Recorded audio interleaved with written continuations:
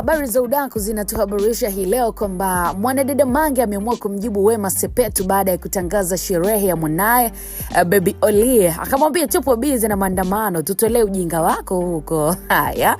Hii ni maandalizi ya sherehe ya siku 40 ya mtoto wa Baby Olie, mtoto wa Wema Sepetu pamoja na Whozu, yamekamilika na sasa sherehe hiyo inatarajiwa kufanyika rasmi tarehe 23 mwezi Julai mwaka 2026. Kwa mujibu wa taarifa kutoka kwa familia na waandaaji, tukio hilo linatarajiwa kuwa kubwa na la kipekee, likihusisha familia, marafiki wa karibu pamoja na watu mbalimbali kutoka katika tasnia ya burudani nchini.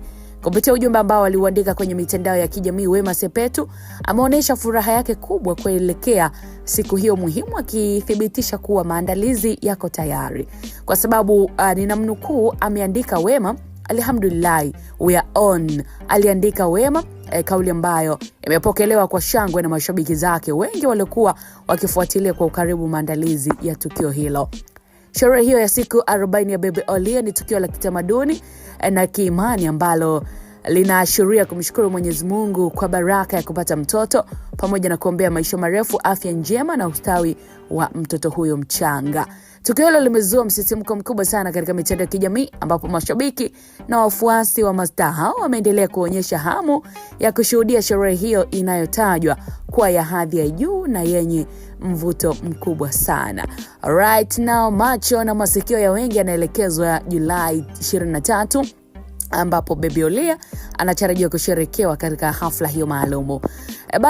Baada ya Wema na mumewe Whozu kutangaza sherehe ya mtoto wao na maneno kuwa mengi mitandaoni, dada wa taifa, mwanaharakati wa mitandao ya kijamii Mange Kimambi kupitia ukurasa wake wa X amemvaa Wema na Whozu kwa kuandika ujumbe mzito sana ambao unaowahusu, na Mange ameandika hivi: "Hamuoni hata aibu kuendelea kufurahia kitu ambacho mnakijua kimepatikana katika mazingira ya uongo? Huyo mtoto nilishamuita jina la kifo, si mtoto kama watoto wengine. Watu wapo bize kukomboa taifa, mnaleta mambo ya sherehe. Yaani hii siku ni ya kutangaza sherehe kwenye msiba. Hakuna atakayewasikiliza. Mtawapata hao wasio na akili kichwani. Watanzania wengi wamejitambua sana siku hizi na hawawezi kushikwa akili kwa mambo ya kitoto kama hayo."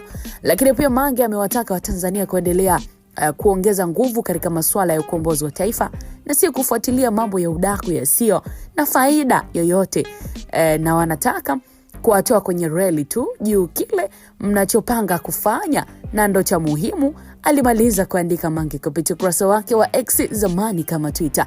Mtazamaji wa Biomedia, unadhani haya anayoyapanga Mange kwa Tanzania yatawezekana kweli, au anajisumbua tu? Watu wataandamana kweli, au watakuwa wamepata fundisho juu ya yale ya Oktoba 29, 2025? Komenti yako wakati mwingine tutaangazia.